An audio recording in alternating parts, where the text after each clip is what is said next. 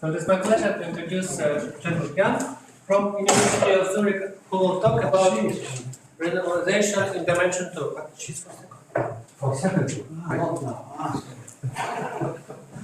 Well, thank you very much.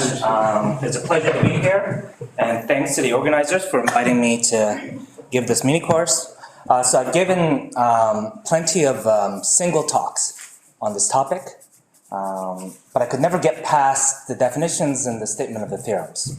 So I'm very excited to finally get to talk about some of the ideas of the proof. Sadly, I think, well, we won't get there until part 2. Okay, but we'll see how it goes. Yeah?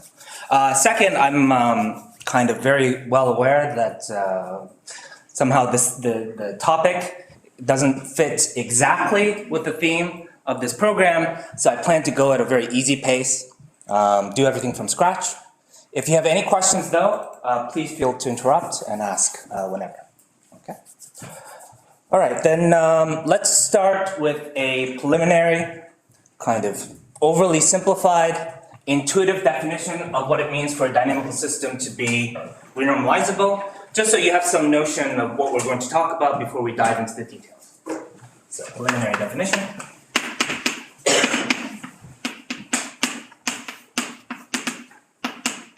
Put definition in quotes because it's not rigorous. In order to make a rigorous definition of what it means to be renormalizable, you really need you need to specify the class of dynamical system that you're looking at. Yeah? But in general, if you have some dynamical system,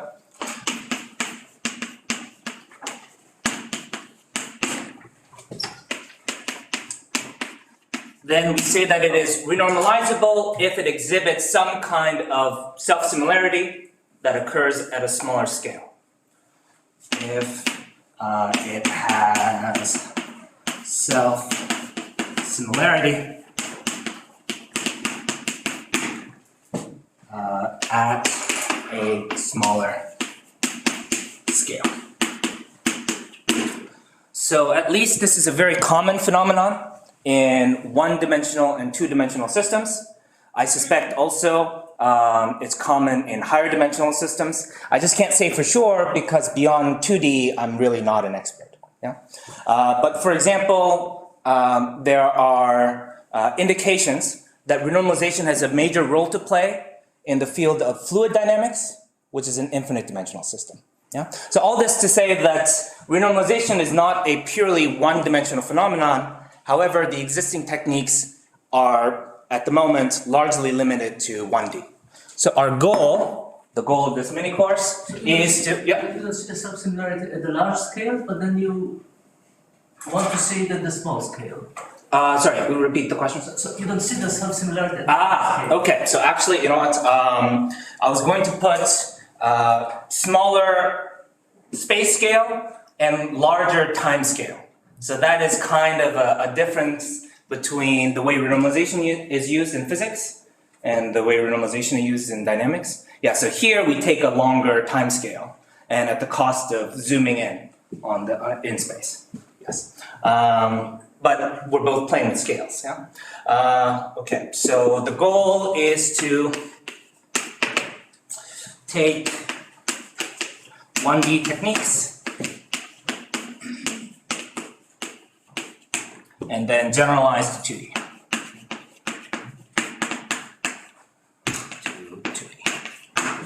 Okay, so that's the goal. Right, so the way the mini course is going to be structured, we're going to kind of go back and forth between the one-dimensional case and the two-dimensional case. So the way it's going to work is I'm going to tell you the story in 1D, and then I'm going to tell you the analog in 2D, and then go back and forth. Yeah. Okay, so let's start with 1D. And the class of maps that we're going to be interested in this mini course are the maps which are unimodal. Okay, and in 1D, unimodality is trivial to define. So if you have, definition.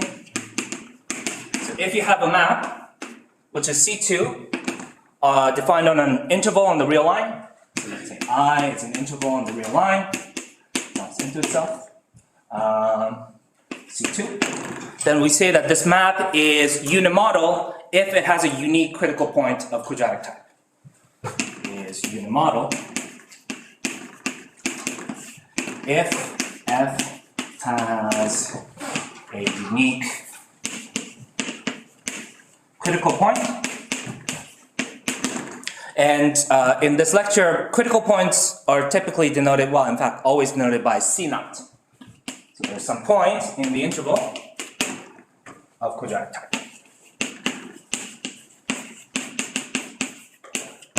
So what does this mean? It means that, well, it's a critical point, so the derivative of f at this point is equal to 0, but it's quadratic type, so it's non-flat. So the second derivative has to be non-zero. Okay. So C naught is referred to, so this point is referred to as a critical point. Its image is referred to as a critical value. So let me just write here. C1, which is the image of the critical point, is the critical value. Simple enough. So let's try to visualize what this map looks like. It's a very simple map. I'll visualize it in two ways. First, let's draw the graph of a unimodal map. So a graph looks something like this. So let's say that the interval is between values a and b, like this. Okay, and the critical point, let's say, is here, and the critical value, let's say, is here, like this. And the graph of this function will look something like a parabola. Yeah? So it will look something like, let me draw. It will look something like this. Let's say. And the fact that this is a critical point with this critical value means that at this point, the graph makes a quadratic tangency with the horizontal line. Yeah, so this is one way to visualize it. Another way to visualize it would be to try and see how it transforms the interval. Okay, so I think this is also kind of instructive. So what this map will do to an interval, so let's say this is the interval I from A to B. It has some critical point here, like this. Then if you apply your map, what it's going to do is going to take this interval and it's going to fold it in half. And then it's going to place it into the interval. Yeah? So this is A, B, and the critical value is, I guess I put it close to A. Oh, by the way, here the parabola is pointing up. I don't really want to worry about orientation. Okay, so that's unimodal and this is also unimodal. Okay, I'll probably go back and forth. Anyway, so what this map will do to the interval is it's going to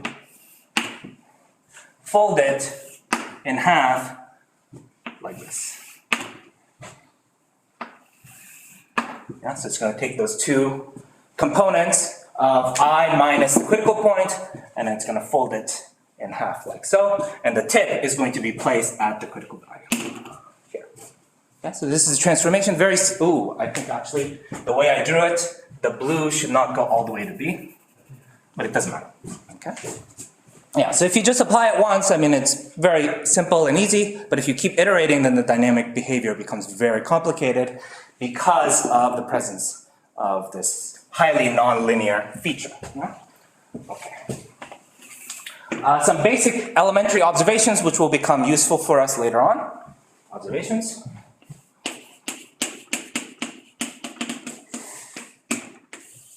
Any questions up to this point?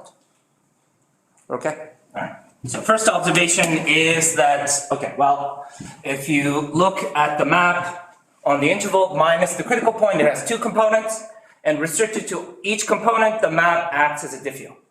Okay, so this is the first observation. So on each component of I minus C naught, F acts as diffeom. So it's one-to-one, yeah? Second observation is that if you take out some neighborhood around the critical point, so let's say you take out some fixed neighborhood U around the critical point, then outside this neighborhood, the map has a lower bound on the derivative. on the absolute value of the derivative. Yeah?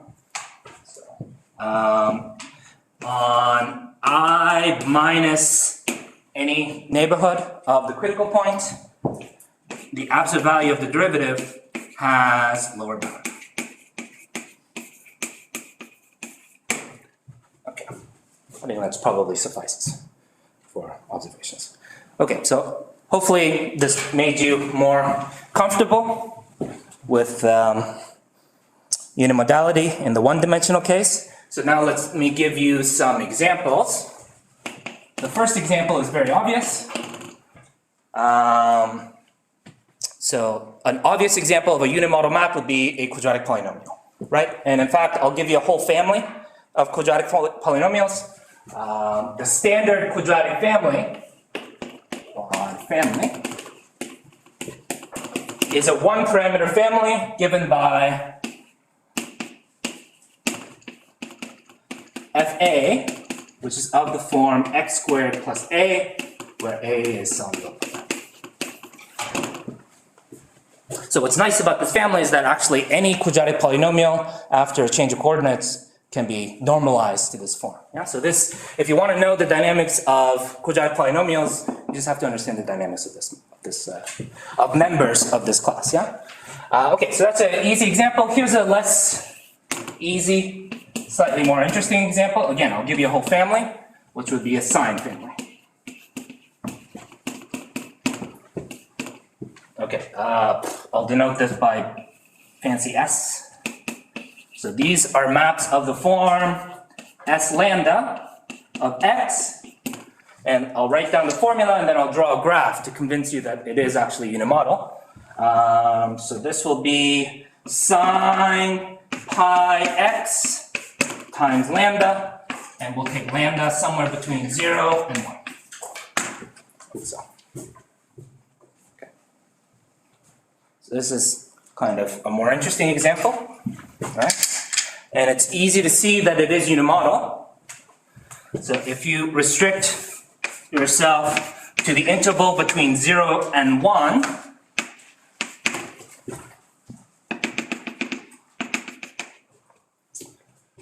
oh, actually, you know what? Let's do an exercise for the quadratic family. What is the critical point? What is the critical value for Fa? Let's see if anyone's paying attention. What's the critical point for the quadratic? Okay, so I think probably it's too easy that no one wants to say the obvious thing, so I'll just do it. Okay, so the critical point is at 0, right? That's where the derivative is equal to 0. And the critical value is the image of 0, which will be equal to the parameter A. Okay, but here, what is the critical point? It's slightly less obvious. Now we're at like maybe high school level, right? The critical point here is 1/2, yeah. So the critical point is 1/2, and the critical value is, well, whatever. Oh, it's lambda, actually. Yes. Okay, good. All right, so critical point is at 1/2, critical value is at lambda, which is between 1 and 0, right? And the graph of this function will be, well, the sine graph goes like this, right? And now we've scaled it by lambda, so it'll look something like this.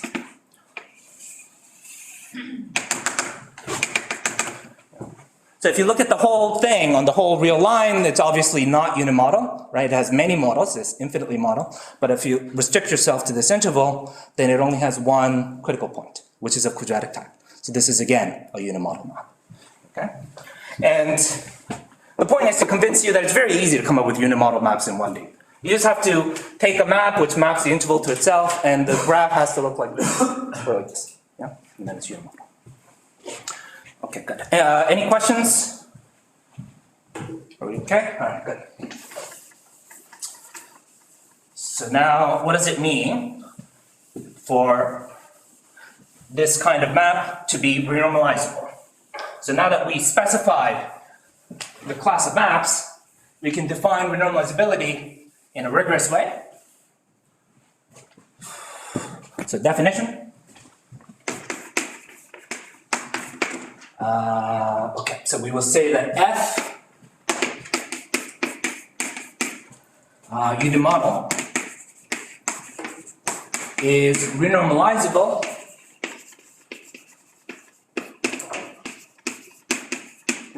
Okay. Yeah, I don't think this erases very well. Is there an alternative, maybe? I think it's a little. Is that the one right? No, they're both wet. Okay, I'll keep writing and then maybe you can give me something. Okay, so a unimodal map is renormalizable if, okay, I'll give the definition. I need to draw a picture, which, okay, I'm gonna need to use this. Okay.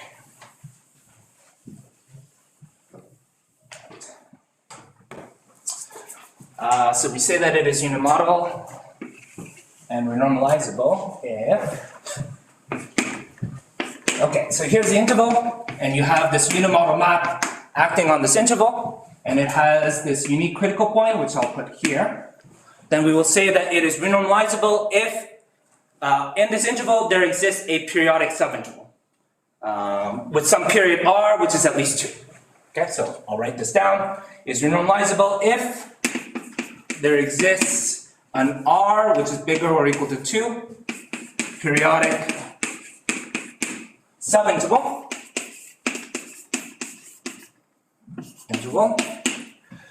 which contains a critical point and is contained in the interval, like so.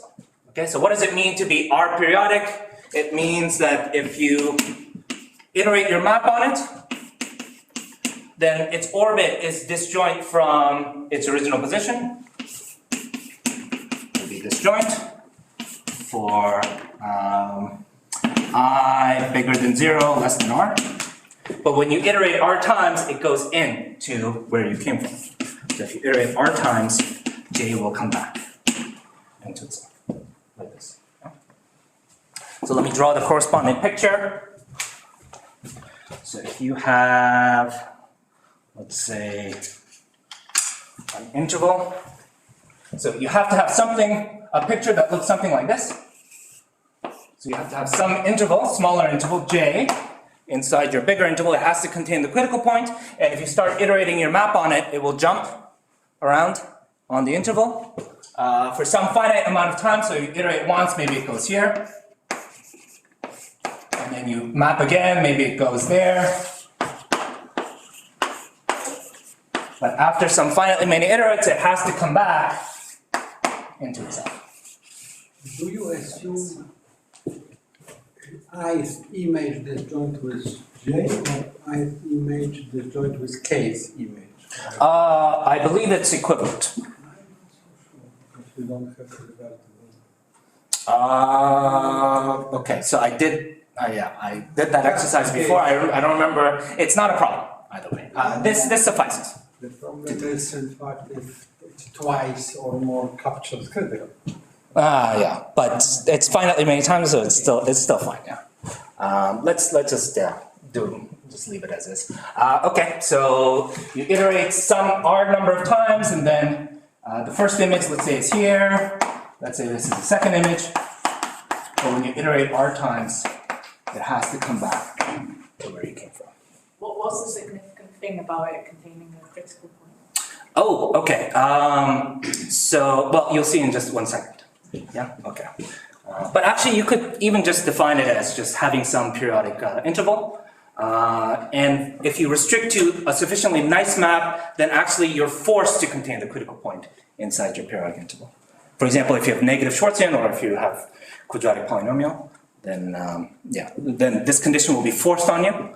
But in general, it's nice to have the critical point in your periodic interval because the following phenomenon happens. So if you have renormalizability, then you can define a new map, which by taking the return map on this interval, right? So you can restrict your map on this interval, and you can iterate until it comes back to itself. So this we call the first return map.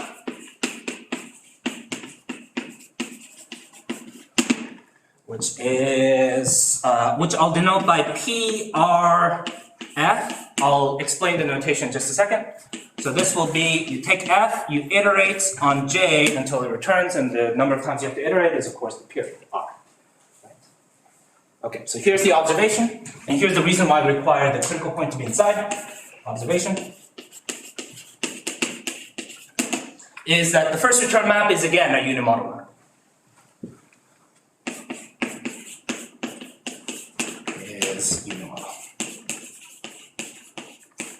Okay, sorry, it's hard to see. But... So, was there a new one? Yes. Okay, this is dry, this is dry. Good. Okay. So, how do you see that this thing is unimodal? Well, let's play on this interval, how this thing is mapped when you iterate by f. So when you first map, what will happen is you're on an interval which contains a critical point. So when you apply your map, this thing will fold, right, into 2. So when you apply this map once, it will map to here.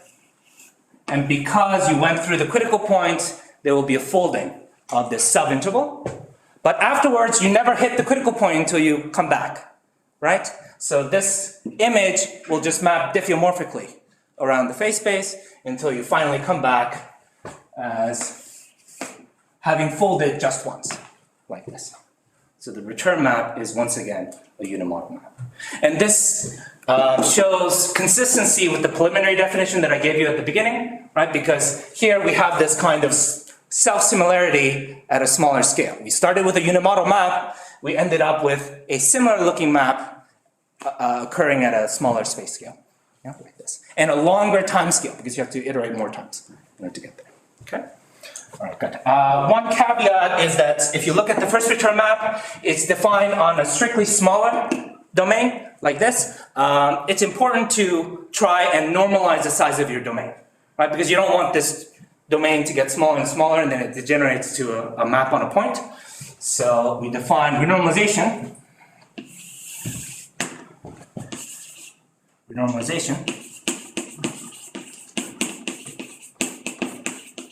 Which we denote by R of f is equal to, well, this map, but you conjugate it by some rescaling map.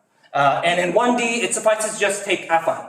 So you can just take this and zoom in by some affine map, and it will give you a good enough renormalization. Okay, so this renormalization is a rescaling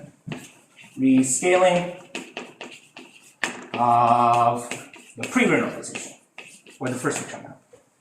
Okay, so that's why this is denoted PR, because this comes before renormalization. Yeah. Okay, so any questions so far? Sorry, Yeah. I'm assuming that C0 is in FR of J, or just that C0 is in J? Just that it's in J. Just that it's in J. Okay. Yeah. Okay, well, for now.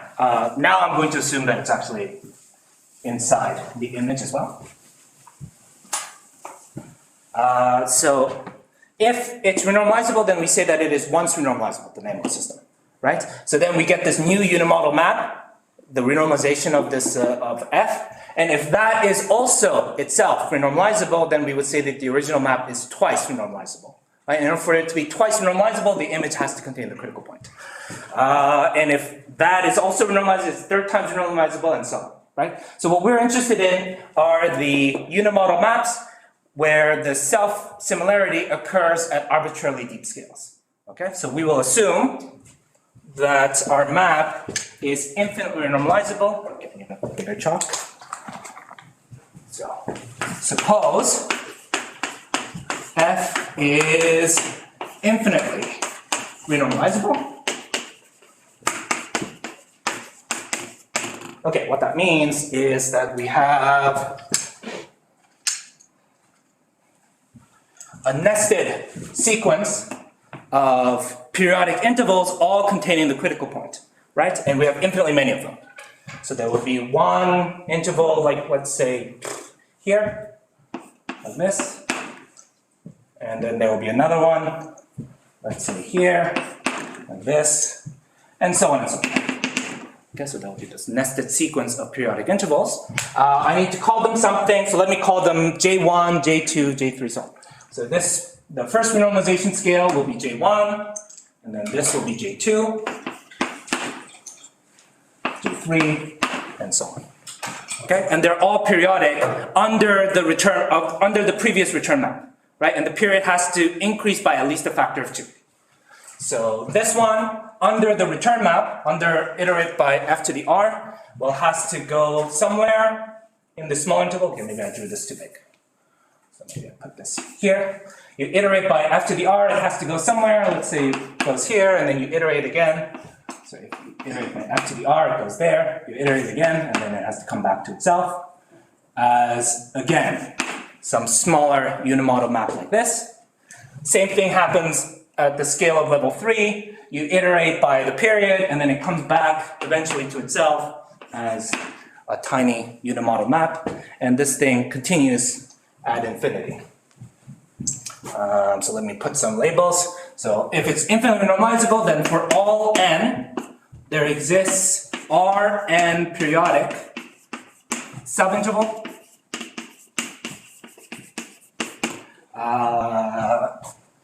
Jn, which contains the critical point and is contained in the renormalization domain, renormalization interval of the previous level, and all of this is contained in your original interval. Like this. Okay? All right, good. All right, so when you have this set up, then we can form a Cantor set or a Cantor-like set. We don't know yet that it's actually Cantor. By taking the cycle, the full cycle of these periodic intervals, and then taking the nested intersection, right? So we have this periodic interval when you look, zoom in into the scale, but then you can spread this by the dynamics of the original map, right? So you can move this orange thing to over here, something like this. Same thing with this, like let's say, this looks something like that. And then you spread this around, you'll have a bunch of yellow intervals like this, and so on and so forth. Yeah? So you take the nested intersection, and then you get some invariant compact set, which has a few names. It's called renormalization limit set, or the odometer, or the adding machine. Okay, we're just going to stick to odometer because it's the shortest thing. Okay, but this is the set which is of most interesting to us. So definition: the odometer is the topological attractor lambda defined by taking the full cycles of your periodic intervals of level n. So I goes from 0 to Rn minus 1, right? So that will give you the full cycle of this periodic interval. And then you take the nested intersection of all of them. Equal to 1 to infinity. Okay, so we get this kind of Cantor-like set, which has to contain the full orbit of the critical point, right? So this thing has to capture the full orbit of the critical point. So. And in fact, since this thing is compact, it also has to contain the closure of the critical orbit. Okay. All right. So one thing that I've never thought about until yesterday when I was preparing this talk is if the Hausdorff dimension. So this is some Cantor-like set, and I don't know if we know what the Hausdorff dimension of this set is. You know? Yes? Oh, you do? Okay, perfect. What is the answer? Well, it's got lots of decimal places. It's not a specific formula, but it's the same for every. Yes, it's a renormalization invariant in the same way that the other final backwards and so on. Ah, okay. Well, but I guess it depends on the renormalization type. Correct. Ah, okay. All right. All right, good. Okay. So, who did this work? Do you know? Which one? The Hausdorff dimension. The computation I've done, but it's been done by lots of people. Ah, okay. And All right. the fact that it's an invariant is due to Sullivan, as far as I know. Oh, interesting. Okay, very good. All right, so now people can't complain that my talk was completely unrelated to dimension. Yeah? Okay, so good. So you have this odometer, but not only that, you have the following sequence of first returns. Yeah, so the nth first return, is given by taking the nth renormalization interval and then taking the first return map. Yeah? So we denote this by P R n of f, and this is defined as taking the first return on the jth interval, like this. Yes? And for the same reason as for just taking one first return map, all of these are unimodal, right? And then by rescaling, we get the nth renormalization.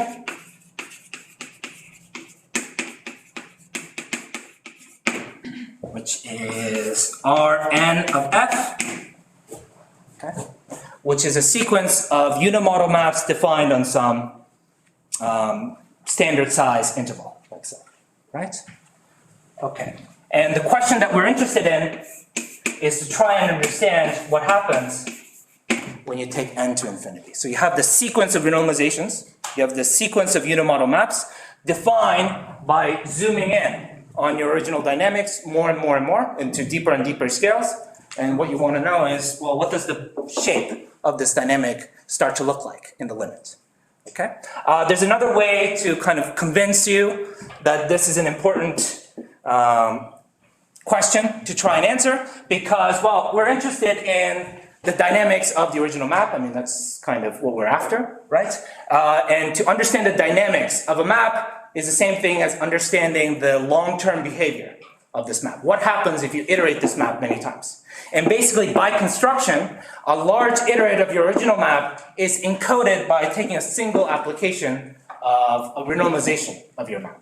So if you just understand what these maps look like, then you can understand the dynamics of your original map. Yes? When you say rescale, you don't mean like an affine rescale. Well, at least in this setting, just totally affine rescaling. Oh. Yeah. At least for now. Why is that? Why is that? Well, it just happens to be good enough to get the kind, to have well-behaved sequence of renormalization. But do you mean that the nth first return is always an affine rescaling of? No. So when you take the nth first return, you have some interval of some size. We don't know what size it is, but whatever size it is, just normalize it so it has unit length. Yeah. Okay. Yeah. Very good. All right. So this is the question that we're after. So we want to know what happens to the sequence of renormalizations, and actually something very mysterious happens when you start to renormalize, when you start to zoom in. Let me kind of give you hand-wavy description of some of the things that happen. First of all, you started with the original map, and the only condition was that it was C2, right? And it has a unique critical point. But it could be a really bad C2 map, right? But for some reason, when you zoom in, it starts to look tamer and tamer. In fact, it will start to look more and more analytic, and any limit that you get will be an analytic unimodal map. Okay? So that's mystery number one. Mystery number two, maybe even more mysterious, is that you can take you can start with two very different unimodal maps. So for example, maybe one would argue that a quadratic polynomial and a sine map are two very different maps, but when you start to zoom in, they start to look exactly the same. Okay, so there's this kind of convergence of what the picture looks like at smaller and smaller scale. So these are all consequences of the full renormalization theory of unimodal maps, which we won't have time to get into. The core result that we're interested in is something that we need to build up all this theory, and this is something called a priori bounds.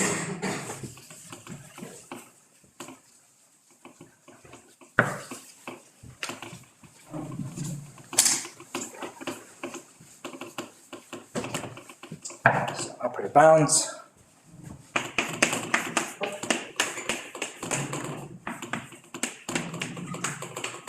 And this was proved by Sullivan. Felix, do you remember the date, by any chance? I thought it was 80s, but then someone told me 90s. I don't know. Okay. 80s or 90s? 80s or 90s? Long time ago. Okay. And it can be stated like this. I'll give a reformulation of this at the end of the lecture, which will be somewhat more practical. But for now, you can just think of it as, so what is a priori bounds? It says that if you start to renormalize, the sequence doesn't degenerate. That's what a priori bounds is. Okay? So kind of a succinct way of saying this statement is if you look at the sequence of renormalizations of a unimodal map, then this sequence is precompact in the C2 topology. It is precompact. Okay, so you give me any subsequence, then I can find a further subsequence which actually converges to some meaningful limit. Okay, so there's no degeneration of this map. So this is a priori bounds in 1D. Okay, and the last thing I'll say, while staying in this one-dimensional kind of case, is that so there's a lot more to do to develop the full renormalization theory after you have a priori bounds, but the story that follows this result is quite general. In fact, if you now want to develop the renormalization theory for a new class of maps, once you have a priori bounds for that specific class, you can just follow what was done previously to get the rest of the story. Okay? So right now, more or less, this is the key core ingredient that you want if you want to renormalize different classes of dynamical systems. Okay? But unfortunately, this happens to be extremely hard to obtain. You really have to understand what kind of dynamics you're dealing with in order to try and obtain it. Okay, so I think that's everything I wanted to say in 1D for now. Any questions? It's very compact.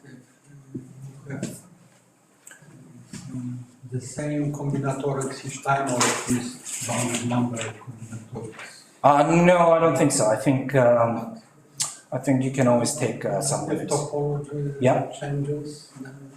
Yeah, you can always take a subsequence which converges to something. The thing might not be infinitely normalizable, but it does. There is some meaningful convergence. Okay, so that's 1D. Now let's do 2D. Unless, what time is it? Okay, maybe we take a break, yeah? Okay, so let's take a 10-minute break and then we'll continue.